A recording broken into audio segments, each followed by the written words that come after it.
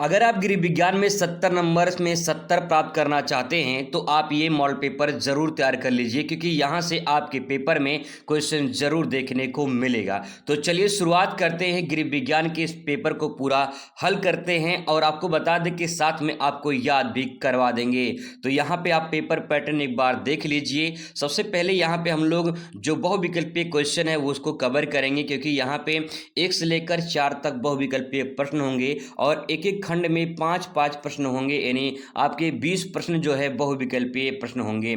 ये 20 नंबर पक्का करने के लिए सबसे पहले हम लोग बहुविकल्पीय प्रश्न तैयार करेंगे। तो आइए सबसे पहले क्वेश्चन पर नजर डालते हैं और पहला क्वेश्चन आपके सामने यहाँ पे बहुविकल्पीय है। बहुविकल्पीय का प्रश्न आपके सामने है, किसी भी कार्य को करने के लिए व्यक्ति में कौन सा विशिष्ट गुण होना चाहिए? शिक्षा होना चाहिए, परिश्रम होना चाहिए, प्रतिभा या फिर कौशल होना चाहिए।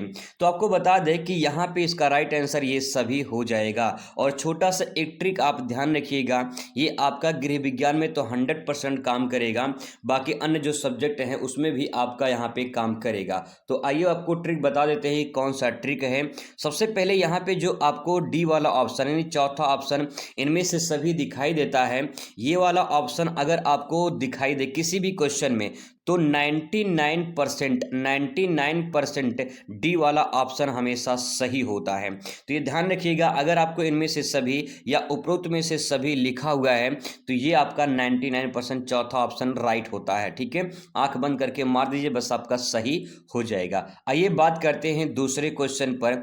दूसरा क्वेश्चन है, जो कार्य होता है वो व्यक्ति को क्या प्रदान करता है? कार्य व्यक्ति को पहचान प्रदान करता है, नाम प्रदान करता है, या फिर संतोष, या फिर इनमें से सभी? तो अभी मैंने ट्रिक बताया आपको, ये सभी इसमें राइट आंसर हो जाएगा। आइए बात करते हैं अगले क्वेश्चन पर और अगला क्वेश्चन आपके सामने है, निम्नलिखित में से तरल आहार कौन सा है?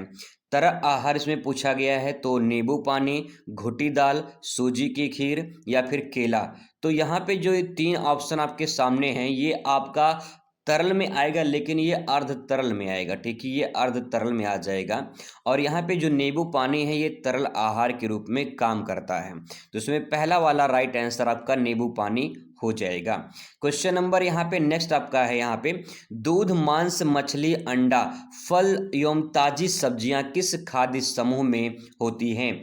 यहाँ पे जवाब होगा स्वास्थ्य वर्धक समूह में, शरीर को ताप देने वाले, शरीर के लिए हानिकारक, इनमें से कोई नहीं। तो इसमें राइट आंसर क्या हो जाएगा? ये सब जो है स्वास्थ्य वर्धक समूह के अंतर्गत आते हैं। ठीक है, चलिए आगे क्वेश्चन नंबर नेक्स्ट आपके सामने है। सिंपल क्वेश्चन है, रतौंधी नामक रोग किसकी कमी से होता है? विटामिन ए की कमी से, विटामिन सी की कमी से, या फिर विटामिन के, या फिर विटामिन बी की कमी से? यहाँ तो बात करें विटामिन बी की कमी से बेरी बेरी रोग होता है, के का आपको पता करना पड़ेगा कौन सा रोग होता है, और विटामिन सी की कमी से स्कर्वी होता है। बचा यहाँ पे ए की कमी से रतौंधी रोग होता है। आइए अब बात करते हैं अगले क्वेश्चन पर। दूसरे नंबर का पहला क्वेश्चन यहाँ पे है, प्रोटीन का उच्च स्तर प्राप्त होता है। प्रोटीन का जो उच्च स्तर है वो किस में प्राप्त होता है? आलू में, दूध में, दाल में, या फिर सेब में? तो आपको सभी को जवाब पता होगा, इसमें राइट आंसर दाल हो जाएगा। अगला क्वेश्चन यहाँ पे है, सिल्क के कपड़े का गुण क्या है? तो यहाँ पे देख लिए लास्ट में लिखा है इनमें से सभी, तो इनमें से सभी आप लगा दिए, काम ओके हो जाएगा। क्वेश्चन नंबर नेक्स्ट नजर डालते हैं, निम्नलिखित में से कौन सा रंग प्राथमिक रंग नहीं है?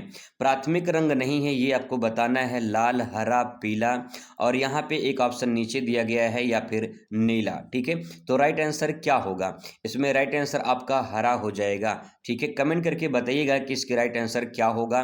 क्वेश्चन नंबर नेक्स्ट आपके सामने यहाँ पे आ चुका है, होटल एक व्यापारिक प्रतिष्ठान है जो देता है। होटल जो होता है वो व्यापारिक प्रतिष्ठान होता है, मतलब है कि व्यापार के उद्देश्य से एक ऐसा मैनेजमेंट बनाया जाता है जहाँ पे लोग जाके ठहरते हैं, खाते पीते हैं, फिर चले जाते हैं। तो क्या प्रदान करता है? आवास प्रदान करता है, बिल्कुल प्रदान करता है। भोजन प्रदान करता है, बिल्कुल। अन्य सेवाएं भी देता है, तो इसमें देखिए लास्ट में लिखा इनमें से सभी। ठीक है, आइए बात करते हैं आगे क्वेश्चन पर। अगला क्वेश्चन है, उपभोक्ता है। उपभोक्ता का मतलब होता है जो किसी भी वस्तु या सेवा का उपयोग करते हैं उसे उपभोक्ता कहते हैं। हम सब क्या हैं? हम सब एक उपभोक्ता हैं। तो वस्तु और सेवा को खरीदने वाला क्या उपभोक्ता कहलाता है? वस्तु और सेवा को बेचने वाला क्या उपभोक्ता कहलाता है? जानकारी देने वाला, या फिर उनमें से कोई नहीं? तो जो वस्तु और सेवा का उपभोग करता है यानी खरीदने वाला होता है, उसी को उपभोक्ता के नाम से जाना जाता है। ठीक है, तो पहला इसमें राइट आंसर हो जाएगा। आगे है क्वेश्चन नंबर नेक्स्ट, यहाँ पे तीसरे का विज्ञापन देने का उद्देश्य क्या है? लोग विज्ञापन देते हैं, मान लीजिए कोई शॉप है, ठीक, कोई दुकान है, तो उसका जो लोग प्रचार प्रसार करते हैं, विज्ञापन देते हैं, विज्ञापन देने का उद्देश्य क्या होता है? विज्ञापन देने का उस उद्देश्य होता है बचत करना, या जो है खर्च करना, या फिर यहाँ पे नीचे एक ऑप्शन दिया गया है अभिनय करना। ये सब तीनों गलत हो जाएगा। इसमें जो पहला वाला है जानकारी देना, ताकि लोग ज़्यादा से ज़्यादा जाने कि एक मार्केट है, उस मार्केट में एक दुकान है, बहुत अच्छी दुकान है, वहाँ पे अच्छा और सस्ता सामान मिलता है, तो उसका जानकारी जो है लोग तक पहुँचे, इसलिए विज्ञापन लोग करते हैं। ठीक है, तीसरे का पहला राइट आंसर हो जाएगा। आइए बात करते हैं अगले क्वेश्चन पर, जनसंपर्क के प्रकार क्या हैं? तो लास्ट में यहाँ पे देखिए क्या लिखा गया है, इनमें से सभी आपका राइट आंसर हो जाएगा। ठीक है, अगला क्वेश्चन यहाँ पे है अभियान अभियान रेडियो, टेलीविजन, मुद्रण माध्यम तथा सूचना एवं संचार प्रौद्योगिकी किसकी विधि के अंतर्गत आता है? मतलब किस विधि के अंतर्गत आता है? तो ये सब आते हैं विकास संचार में, विकास अभियान में, विकास पत्रकारिता में, या फिर विकास प्रौद्योगिकी में। तो इसमें राइट आंसर हो जाएगा ये जो संचार है, ये संचार के अंतर्गत आते हैं, और यहाँ पे विकास संचार इसका पहला राइट आंसर हो जाएगा।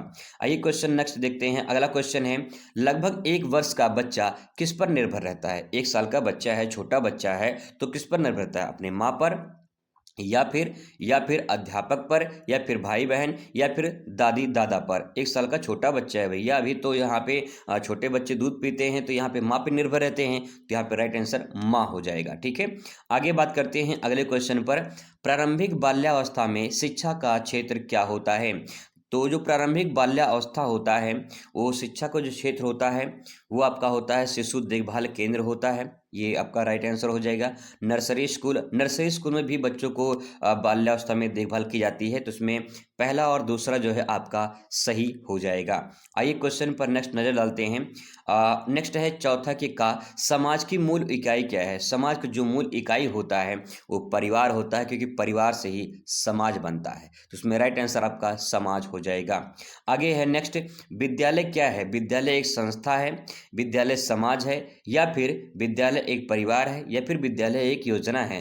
तो विद्यालय एक संस्था होता है जहां पे लोग शिक्षा ग्रहण करने जाते हैं। ठीक है, चलिए आगे देखते हैं। अगला क्वेश्चन यहाँ पे है, नेक्स्ट है, निम्न में से कौन सा बाल गृह नहीं है? बाल गृह मतलब क्या? बच्चों का जो घर होता है, प्रकाश, जहाँ बच्चों को प्रशिक्षण दिया जाता है, मतलब बच्चों को सिखाया जाता है, बच्चों को मनोरंजन के लिए केंद्र बनाए जाते हैं, है ना? तो इसमें राइट आंसर बाल मनोरंजन केंद्र सही हो जाएगा। ठीक है, आगे यहाँ पे नेक्स्ट है, फैशन चक्र कितने स्तरों में गति करता है? तो फैशन जो चक्र है वो 5 स्तरों में गति करता है। आगे है क्वेश्चन नंबर नेक्स्ट है, वस्त्रों की नियमित धुलाई से क्या लाभ होता है? वस्त्रों की अगर आप प्रतिदिन धुलाई करते हैं उससे क्या लाभ होता है? तो लास्ट में देखिए इनमें से सभी लिखा है, करेक्ट आंसर में से सभी हो जाएगा। इसका उत्तर मैंने यहाँ पे लिख दिया है, ताकि जब आप इसे PDF के रूप में प्राप्त करें तो आप इसे अच्छे तरीके से रिवीजन भी कर पाएँ, इसीलिए मैंने इसका उत्तर यहाँ पे लिख दिया है। आइए अब नज़र डालते हैं यहाँ पे अति लघुत्तरीय प्रश्न पर। अब यहाँ पे थोड़ा सा समझने वाली बात ये है कि जब ये क्वेश्चन आपको लिखना पड़ेगा, तो आप यहाँ पे देखिए 1 नंबर का क्वेश्चन है। 1 नंबर का मतलब कि 4 से 5 लाइन में आपको लिखना है। ठीक है, बहुत सारे लोग बड़ा बड़ा ले देते हैं, कोई फ़ायदा नहीं मिलेगा आपको। जैसे ये आपकी कॉपी रहेगी, तो ऐसे इस प्रकार से कॉपी रहेगी, लंबी कॉपी रहेगी, तो आपको यहाँ पे सबसे पहले, जैसे पहला क्वेश्चन नौकरी, तो यहाँ पे आपको जो है प्रश्नोत्तर नंबर लिख के यहाँ पे नौकरी हेडिंग डाल देना है, और नौकरी के बारे में आपको लिखना है। ठीक, क्या लिखना है? अभी उत्तर में आपको बहुत ही सिंपल आसान शब्दों में बताऊंगा और आपको याद भी करवा दूंगा, टेंशन मत लीजिएगा। ठीक है, मतलब एक बार पैटर्न में आपको बता दूं कैसे आप इस आंसर को लिखोगे। ठीक है, इसके बाद यहाँ पे देखिए उद्यमिता पूछा है, तो आपका यहाँ पे हेडिंग बन जाएगा उद्यमिता। ठीक है, इसके बाद जो है आप लिखेंगे, फिर इसके बाद यहाँ पे देखिए यहाँ से जन स्वास्थ्य पोषण आपका हेडिंग बन जाएगा, फिर आप लिखेंगे। फिर इसके बाद यहाँ पे खाद्य प्रबलीकरण, इसको आप लिखेंगे, और फिर हेडिंग बना के फिर लिखेंगे। इस प्रकार से आंसर को प्रेजेंट करना है। ठीक है, ये पैटर्न आप समझ गए होंगे। इस प्रकार से क्वेश्चन देख लीजिए। आइए सबसे पहले हम लोग यहाँ पे आ जाते हैं उत्तर पे। तो जो अति लघुत्तरीय प्रश्न है, इसका उत्तर आप जो है लिखेंगे, नौकरी से क्या अभिप्राय है? तो यहाँ पे लिखेंगे, आजीविका कमाने के लिए किसी संस्था में निश्चित वेतन पर किया गया कार्य नौकरी कहलाता है। बहुत ही सिंपल सेंटेंस यहाँ पे लिखा गया है, बहुत ही सिंपल सेंटेंस में समझने का प्रयास करेंगे। जब कोई व्यक्ति, ठीक है, जब कोई व्यक्ति अपने जीवन यापन के लिए, आजीविका मतलब जीवन यापन के लिए, कमाने के लिए, चाहे वो प्राइवेट में काम करे, ठीक है, जॉब करे, या फिर गवर्नमेंट में जॉब करे, जो प्राइवेट में जॉब करते हैं, गवर्नमेंट जॉब करते हैं, दोनों का बराबर होता है, ठीक है, वेतन अलग अलग होते हैं लेकिन काम तो लगभग सेम ही होते हैं, ठीक है, काम करना पड़ता है। तो अपने जीवन यापन के लिए चाहे वो गवर्नमेंट में काम करे या प्राइवेट में काम करे, और काम करने के बाद जो उसे वेतन मिलता है उसी को यहाँ पे नौकरी कहते हैं, क्योंकि जो वेतन होता है वो एक निश्चित होता है। जैसे मान लो कोई 10,000 पा रहा है तो 10,000 हर महीने उसका निश्चित है, ठीक है, तो जो निश्चित वेतन है वो आपका यहाँ पे नौकरी कहलाता है। जो लोग कहीं मजदूरी करते हैं उनका निश्चित नहीं रहता है, 5 दिन काम मिलता है, फिर 10 दिन काम मिलता है, फिर अगले दिन नहीं मिलता है, ऐसे निश्चित नहीं होता है, और उनका वेतन भी निश्चित नहीं होता है। तो जो लोग काम करते हैं गवर्नमेंट या प्राइवेट में, निश्चित वेतन होते हैं, उन्हें नौकरी कहा जाता है, ठीक है। आई होप आप समझ पाए होंगे। अगला है उद्यमिता किसे कहते हैं। उद्यमिता क्या होता है इसको देखिए, अपना कार्य व्यवसाय स्थापित करके उसे संचालित करने की क्षमता उद्यमिता कहलाता है। जो उद्यमिता है ये उद्यम शब्द से बना है, उद्यम शब्द से बना है, और उद्यम का मतलब होता है कि वह व्यवसाय जिसमें लाभ और जोखिम होता है। तो जो लाभ और हानि का जोखिम उठाता है उसे उद्यम कहा जाता है। अगर सिंपल भाषा में समझा जाए तो मान लीजिए कोई एक दुकान आपने खोल रखा है, ठीक है, मान लीजिए ब्यूटिशियन का आपने दुकान खोल रखा है। अब दुकान में लाभ होगा तो आपका दुकान है तो लाभ किसको मिलेगा, आपको मिलेगा। अगर आपके दुकान पे हानि हो रही है तो दुकान आपका है, हानि किसको होगी, आपको होगी। तो जो लाभ और हानि का जोखिम उठाता है वही उद्यम कहलाता है, और उसी को उद्यमिता के नाम से जानते हैं, ठीक है। इस प्रकार से भी आप लिख सकते हो। आगे है क्वेश्चन नंबर नेक्स्ट है, जन स्वास्थ्य पोषण किसे कहते हैं। देखिए इसमें 3 शब्द है, जन है, जन का मतलब लोग हैं, ठीक है, लोग हैं। स्वास्थ्य मतलब लोगों के स्वास्थ्य से संबंधित है, और पोषण, पोषण का मतलब जो लोग हम उपयोग करते हैं, जो पोषण करते हैं, जो ग्रहण करते हैं, ठीक है, वही आपका पोषण हो गया। अब यहाँ पे जो लोग, जो समुदाय के सभी लोग उचित पोषण उपलब्ध कराने और पोषण संबंधी समस्याओं को रोकने को जन स्वास्थ्य का जो है पोषण कहा जाता है। यानी लोगों को अच्छा भोजन मिले, अच्छा स्वास्थ्य हो, ये जो प्रक्रिया होती है, लोगों का जो अच्छा भोजन मिलेगा, अच्छा स्वास्थ्य होगा, इसी को जन स्वास्थ्य पोषण के नाम से जाना जाता है, ठीक है। आराम से इसके बारे में आप लिख सकते हो। क्वेश्चन नंबर नेक्स्ट आपके सामने आ चुका है, खाद्य प्रबलीकरण का अर्थ क्या है। प्रबलीकरण का अर्थ में आपको जानना है कि खाद्य प्रबलीकरण का अर्थ क्या होता है। देखिए इसमें किसी भोजन में विटामिन या खनिजों के कृत्रिम रूप मिलाकर उसकी पौष्टिक जो होती है उसको बढ़ाना खाद्य प्रबलीकरण कहलाता है। कहने का मतलब बहुत सिंपल है कि कोई भी भोजन हो उसमें विटामिन या फिर जो खनिज की मात्रा होती है उसको मिलाकर जो है उसका जो पौष्टिक मात्रा होती है अगर उसको बढ़ा दिया जाए तो उसे खाद्य प्रबलीकरण के नाम से जाना जाता है, ठीक है। आगे बात करते हैं, अगला क्वेश्चन यहाँ पे है, खाद्य जीवन सेल्फ लाइफ से बोलते हैं, खाद्य जीवन सेल्फ लाइफ किसे कहते हैं। तो आइए इसके बारे में जानते हैं। किसी भोजन की वह अवधि जिसमें वह सुरक्षित और उपयोग योग्य रहता है वह उसे खाद्य जीवन या सेल्फ लाइफ कहते हैं। जैसे एक फ्रिज होता है, ठीक है, एक फ्रिज होता है, फ्रिज में आप भोजन रख देते हैं, वहाँ पे सुरक्षित रहता है, तो आप जिसका उपयोग कर रहे हो, ठीक है, वो आपका क्या है, खाद्य जीवन यानी सेल्फ लाइफ है। यानी भोजन को हम कुछ अवधि तक जो है सुरक्षित रखते हैं, जैसे कि फ्रिज वगैरह हो गया, वही आपका खाद्य जीवन या सेल्फ लाइफ के नाम से जाना जाता है, ठीक है। आगे यहाँ पे है नेक्स्ट क्वेश्चन आपके सामने यहाँ पे है, परिधान, परिधान का मतलब वस्त्र होता है। रचना में कला के किन्हीं 3 तत्वों का प्रयोग होता है। जो परिधान होता है जब उसकी रचना होती है तो किन्हीं 3 तत्वों का प्रयोग होता है, ये आपको बताना है। रेखा का प्रयोग होता है, रंग का प्रयोग होता है, बनावट का प्रयोग होता है। ये 3 पॉइंट आप इसमें लिख सकते हो, ठीक है। आगे है क्वेश्चन नंबर नेक्स्ट आपके सामने है 8वें का अस्पताल में वस्त्रों की धुलाई में किस बात का विशेष ध्यान रखा जाता है। जब अस्पताल में जो कपड़े होते हैं उसको धुलाई किया जाता है तो किस बात का ध्यान रखा जाता है। संक्रमण रहित, जिसे सैनिटाइज कहा जाता है। पूर्णतः स्वच्छ और धुलाई पर विशेष ध्यान दिया जाता है। यानी बहुत सारे मरीज हैं, एक ही बिस्तर पे बार बार आके लेटते रहते हैं, तो कोई हर मरीज की बीमारी अलग अलग होती है, और उसी बैक्टीरिया जो है उसी चद्दर में जो है लगा रहता है। तो उसको जो है जब साफ करते हैं, ठीक है, उसको जब साफ करते हैं, जो बेड पे चद्दर लगे होते हैं उसी को साफ करते हैं, ठीक है। उसमें जो संक्रमण होते हैं उसको सैनिटाइज किया जाता है और उसकी स्वच्छता पर विशेष ध्यान दिया जाता है, क्योंकि वो आम कपड़ों से बिल्कुल अलग होता है, इसीलिए उसको विशेष ध्यान दिया जाता है। तो इस प्रकार से आप इसके बारे में लिख सकते हो, ठीक है। चलिए आगे है क्वेश्चन नंबर नेक्स्ट है, ऊल मार्क का चिन्ह किन वस्त्रों पर लगाया जाता है। जो ऊल मार्क के होते हैं वो आपके जो शुद्ध ऊन वाले होते हैं उन्हीं पर जो है ऊल मार्क के मोहर या फिर चिन्ह लगाए जाते हैं, ठीक है। आगे यहाँ पे है नेक्स्ट क्वेश्चन है, सैरगाह जिसे रिजॉर्ट बोलते हैं, ठीक है, रिजॉर्ट बोलते हैं, उसे क्या कहते हैं। जो रिजॉर्ट होता है, सैरगाह होता है, उसे क्या कहते हैं ये आपको बताना है। तो वह स्थान जहाँ लोग आराम, अवकाश, मनोरंजन या छुट्टियां बिताने के लिए ठहरते हैं उसे सैरगाह या रिजॉर्ट के नाम से जाना जाता है। मतलब ये है कि लोग जाते हैं घूमने के लिए, तो एक ऐसा होटल टाइप का होता है, एक ऐसा जो है मतलब की स्थिति होती है वहाँ पे, कि वहाँ पे आपको पार्क मिल जाएगा, वहाँ पे जो है आपको घूमने के लिए मिल जाएगा, वहाँ मनोरंजन की सुविधा होगी, वहाँ पे जो है हर सुविधा मिलती है। एक बड़ा सा एरिया होता है, उसमें सारी सुविधाएं उपलब्ध कराई जाती हैं, जिसे सैरगाह या फिर रिजॉर्ट के नाम से जाना जाता है, ठीक है। नहीं, सारी सुविधाएं वहाँ पे लोगों को मिल जाती है, इसलिए वहाँ पे जाते हैं एंजॉयमेंट करने, ठीक है। आगे यहाँ पे संचार किसे कहते हैं, तो संचार का मतलब ये होता है कि अपनी बातों को किसी दूसरे तक पहुँचाना, ठीक है, अपनी बातों को किसी दूसरे तक पहुँचाना संचार कहलाता है।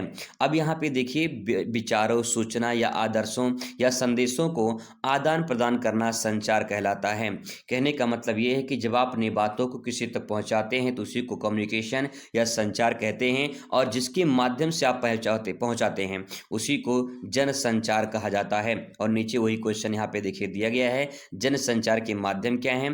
तो अपनी बातों को लोग टीवी के माध्यम से पहुंचाते हैं, रेडियो के माध्यम से, समाचार पत्र, इंटरनेट के माध्यम से एक दूसरे तक पहुंचाते हैं, जिसे संचार ये है इसके माध्यम कहलाते हैं। तो ये क्वेश्चन आपका यहाँ पे ध्यान रखेंगे। आगे यहाँ पे है, विकास संचार की दो विशेषताएं बताइए।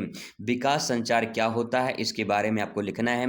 समाज में जागरूकता और परिवर्तन लाना, स्वास्थ्य, शिक्षा, स्वास्थ्य, कृषि आदि में विकास कार्यक्रमों को बढ़ावा देना। तो इसके बारे में इस प्रकार से आप यहाँ पे लिख सकते हो। नेक्स्ट आपका यहाँ पे सवाल आता है लघु उत्तरीय प्रश्न। जो लघु उत्तरीय प्रश्न है कुछ इस प्रकार से देखने को मिलेंगे, और ऐसे ही क्वेश्चन आपको देखने को मिलेगा। अच्छे तरीके से देख लीजिए क्वेश्चन, इसका उत्तर हम लोग देखते हैं यहाँ पे। तो चलिए शुरुआत करते हैं। सबसे पहले यहाँ पे लघु उत्तरीय का पहला क्वेश्चन आपके सामने यहाँ पे है कि प्राचीन विधि से खाद्य संरक्षण के 4 उदाहरण दीजिए। यानी जो खाद्य सुरक्षा, जैसे मान लो भोजन है, प्राचीन जो लोग हैं, प्राचीन के लोग जो भोजन बच जाता था तो उसका संरक्षण कैसे करते थे, उसके लिए 4 उपाय बताने हैं, यानी 4 उदाहरण बताने हैं। तो चलिए बताते हैं 4 उदाहरण कौन कौन से हैं। प्राचीन काल में जब भोजन बच जाता था या भोजन को सुरक्षित रखने के लिए 4 चीज़ें यहाँ पे की जाती थी। जैसे धूप में सुखाना, कुछ ऐसी चीज़ें होती थी जिसे धूप में सुखाया जाता था जिससे वो खराब नहीं होता था। तो पहला पॉइंट है धूप में सुखाना।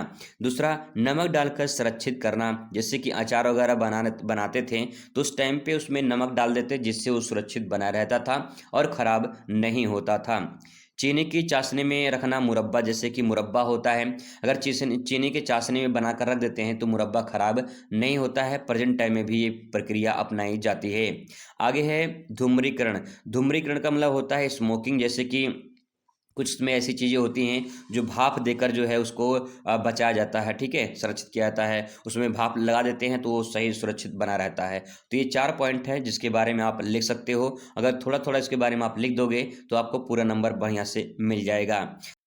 अगला क्वेश्चन आपके सामने यहाँ पे कि संदूषण, और यहाँ पे सेंटेंस थोड़ा सा गलत हो गया है, इसको लिखेंगे अपमिश्रण, ठीक है, अपमिश्रण, अपमिश्रण रहेगा ये, ठीक है, अपमिश्रण। संदूषण और अपमिश्रण में अंतर पूछा है, तो ये यहाँ पे ध्यान रखेंगे, ये अपमिश्रण है। ठीक है, आइए बात करते हैं पहले संदूषण क्या होता है। तो देखिए, भोजन में हानिकारक जीवाणु, रसायन या गंदगी का मिल जाना, ये संदूषण के नाम से जाना जाता है। भोजन में जब कोई बैक्टीरिया या फिर कोई गंदगी मिल जाती है तो उसी को संदूषण कहा जाता है, पहला पॉइंट। और ये अपमिश्रण है। ठीक है, अपमिश्रण ध्यान रखेंगे।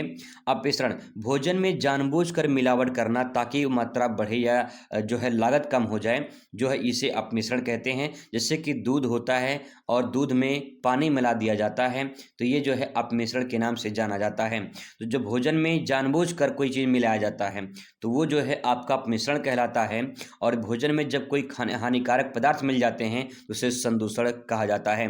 सिंपल सेंटेंस है, जब उसमें अपने आप कुछ मिल जाए और खराब हो जाए तो उसे संदूषण कहते हैं। और यहाँ पे अपमिश्रण का मतलब होता है जब जानबूझकर मिलाया जाए ताकि उसकी कीमत बढ़ जाए। जैसे दूध में पानी मिला देंगे तो भाई कीमत जो है उसकी मात्रा बढ़ जाएगी और उसको बढ़िया से बेच लेंगे, है ना। तो इस प्रकार से इसके बारे में आप लिख सकते हो एक लाइन में। ठीक है, आगे है यहाँ पे क्वेश्चन नंबर नेक्स्ट है, बाल केंद्रित उपागम क्या होते हैं। बाल केंद्रित उपागम, चाइल्ड सेंट्रिक अप्रोच क्या होते हैं, आइए जानते हैं इसके बारे में।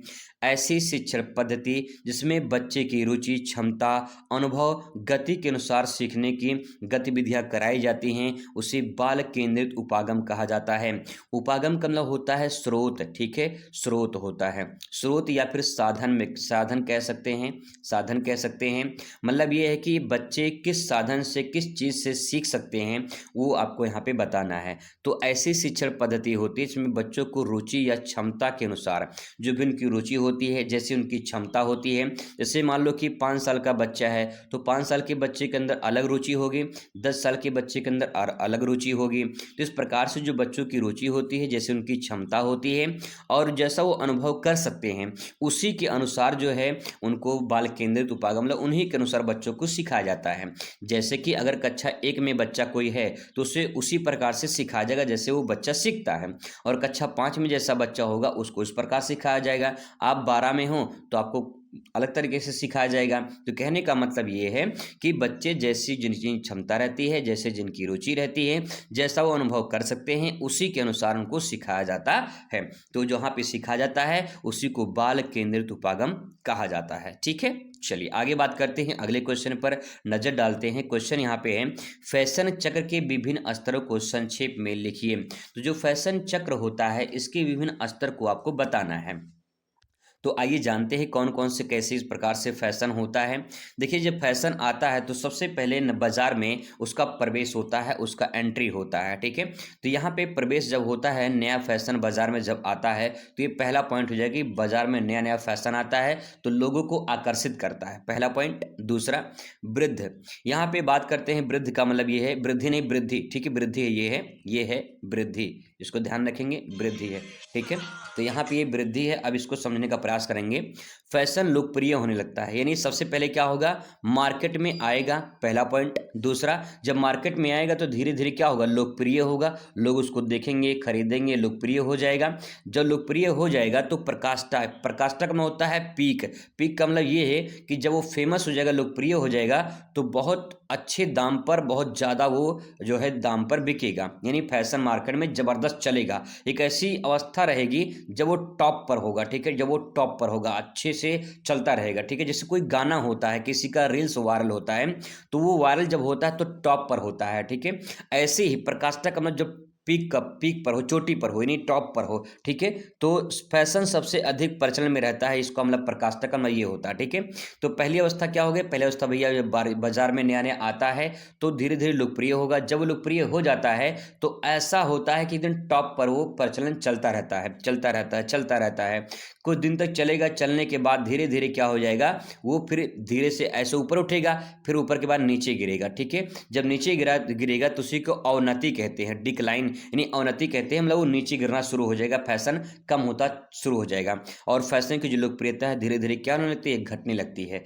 ठीक है, नेक्स्ट है निरसन। निरसन का मतलब होता है रिजेक्शन, यानी फैशन पूरी तरह से चलन से बाहर हो जाता है और फिर उसे कोई नहीं देखता है। आप इस बात को ऐसे भी समझ सकते हो, जैसे कि मान लीजिए कोई रील्स है, जब कोई रील्स वायरल हो जाती है तो जब धीरे धीरे रील्स आती है, ठीक है, लोग उसे देखते हैं, सुनते हैं, मजा आता है, लोकप्रिय हो जाती है। जब लोकप्रिय हो जाती है तो लोगों को अच्छा लगता है, तो फिर वो टॉप पर पहुंच जाता है, लोग उसे देखते हैं, टॉप पर होता है, कुछ दिन तक चलता है, लोग उसे देखते हैं, फिर धीरे धीरे वहां से नीचे गिरने लगता है। ठीक है, जब नीचे गिरने लगता है तो इसी को अवनति कहते हैं। फिर एक ऐसी अवस्था आती है जब उस गाने को कोई नहीं पूछता है ना। तो ये ऐसे ही फैशन भी होता है। तो इस प्रकार से आप इसके स्तरों को लिख सकते हो। ठीक है, आगे है क्वेश्चन नंबर नेक्स्ट है, विकास संचार तथा पत्रकारिता का महत्व संक्षेप में लिखिए। समाज में जागरूकता फैलाना, स्वास्थ्य, शिक्षा, कृषि आदि, पहला पॉइंट हो जाएगा। यानी जो विकास संचार है, पत्रकारिता है, इसके महत्व को बताना है तो पहला पॉइंट इसमें ले सकते हैं। समाज में जागरूकता फैलाना, ये सबसे बड़ा महत्व होता है। इसमें स्वास्थ्य, शिक्षा, कृषि क्षेत्र से जुड़ी बातें आपको इसमें बताई जाती हैं। आगे इसमें लिख सकते हैं कि सरकारी योजनाओं, विकास कार्यक्रमों को सही जानकारी पहुंचाना, ये भी विकास संचार का माध्यम है या फिर पत्रकारिता का माध्यम माना जाता है। अगला है सामाजिक परिवर्तन, व्यवहार सुधार में सहायता। समाज में क्या बदलाव हो रहे हैं, क्या परिवर्तन हो रहे हैं, व्यवहार में क्या सुधार हो रहे हैं, ये भी जो है जो विकास संचार है उसके माध्यम से लोगों तक पहुंचाया जाता है। नेक्स्ट है जनता और सरकार के बीच में जो संवाद होते हैं, जनता और सरकार में क्या चल रहा है, जनता और सरकार के बीच में एक पिलर का काम करते हैं, एक पुल का काम करते हैं। तो ये इस प्रकार से इसके बारे में आप यहाँ पे लिख सकते हैं। ठीक है, अब इसके बाद आता है आपका दीर्घ उत्तरीय प्रश्न। दीर्घ उत्तरीय प्रश्न जो है इस प्रकार से आपके पूछेंगे, जैसे कि भारत के परंपरागत व्यवसायों का उल्लेख कीजिए। अगर आपको ये नहीं आ रहा है तो अथवा करके नीचे क्वेश्चन और दिया रहता है, आप इसे कर सकते हो। किसी प्रकार के कार्य, व्यवसाय अथवा जीविका का चुनाव करते समय किन बातों को ध्यान में रखना चाहिए। ठीक है, इस प्रकार से क्वेश्चन पूछा जाएगा। इसके बाद नेक्स्ट रहेगा कि उपभोक्ता के अधिकार तथा समस्याओं का संक्षिप्त वर्णन कीजिए। अगर आपको ये नहीं आ रहा है तो अथवा करके दिया है, अतिथि प्रबंधन व्यवस्था में गृह व्यवस्था विभाग की भूमिका का वर्णन कीजिए। और फिर इसके बाद क्वेश्चन नंबर नेक्स्ट इस प्रकार से रहेगा कि भारत सरकार के समेकित बाल विकास सेवा क्या है, संक्षेप में लिखिए। अथवा करके दिया रहता है कि भारत में सहायक और विशेष सेवाओं एवं समाधानों की कमी के कारण बताइए। तो इस प्रकार से जो है आप इसको आंसर लिख सकते हैं। ठीक है, ये बहुत ही इंपॉर्टेंट है, आप इनको जरूर तैयार कर लीजिए। अगर आप तैयार नहीं कर पाते हो तो आप कमेंट जरूर करिएगा, मैं आपको अच्छे कैसे तैयारी करवा दूंगा। चलिए मुलाकात करते हैं नेक्स्ट वीडियो में। वीडियो कैसा लगा कमेंट करके जरूर बताइएगा। Thanks for watching.